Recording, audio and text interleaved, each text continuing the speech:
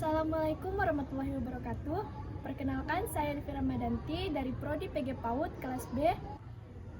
Ingin mempresentasikan materi yang berjudul Pengasuhan Positif Terhadap Anak Usia Dini. Apa pengasuhan itu?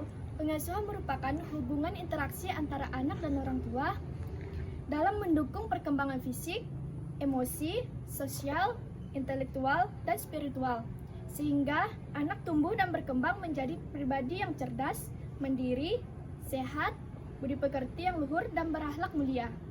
Mengapa pengasuhan positif terhadap anak usia dini itu penting? Karena yang pertama, untuk meningkatkan kualitas interaksi antara anak dan orang tua.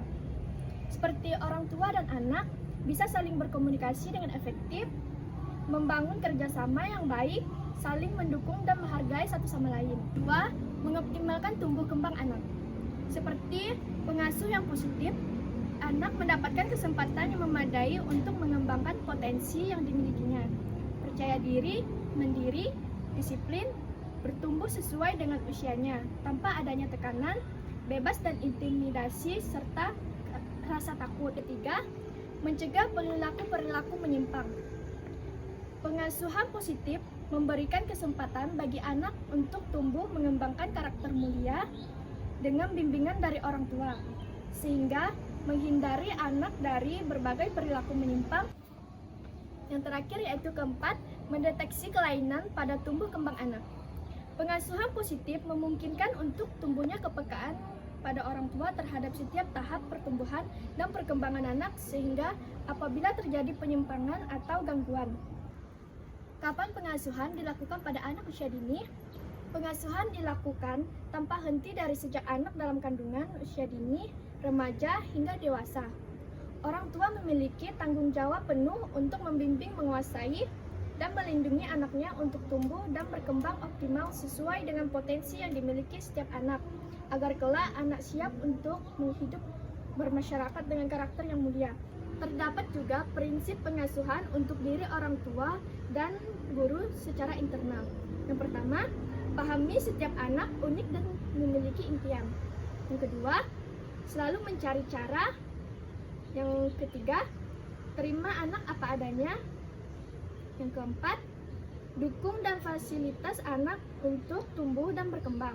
Dan yang terakhir, bermain dan bergembira bersama. Terdapat juga prinsip pengasuhan anak untuk mengkondisikan lingkungan secara eksternal. Yang pertama, lingkungan yang aman. Yang kedua, lingkungan yang nyaman, ramah, dan menyenangkan. Dan yang ketiga, lingkungan yang melibatkan atau engaging. Baik, selanjutnya saya akan sebutkan pola asuh orang tua terbagi menjadi 3 jenis. Yang pertama, pola asuh permisasif. Yang kedua, pola asuh otoriter. Dan yang ketiga, pola asuh demokratis. Nah, hal yang perlu dipahami orang tua dalam penerapan pengasuhan positif. Yang pertama, memahami tahap perkembangan anak. Yang kedua, memahami komunikasi efektif. Yang ketiga, memahami disiplin positif. Baik, penjelasan yang terakhir, dampak pengasuh yang keliru dan tips pengasuh positif. Yang pertama, sering menangis dan mudah tersinggung. Dan yang kedua, sering berbohong. Ketiga, self-esteem atau harga diri rendah. Yang keempat, sering ketakutan. Yang kelima, merasa iri hati.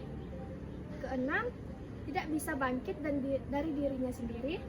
Dan yang ketujuh, tidak berempati. Sekian presentasi dari saya, kurang dan lebihnya saya mohon maaf. Wassalamualaikum warahmatullahi wabarakatuh. Asyik.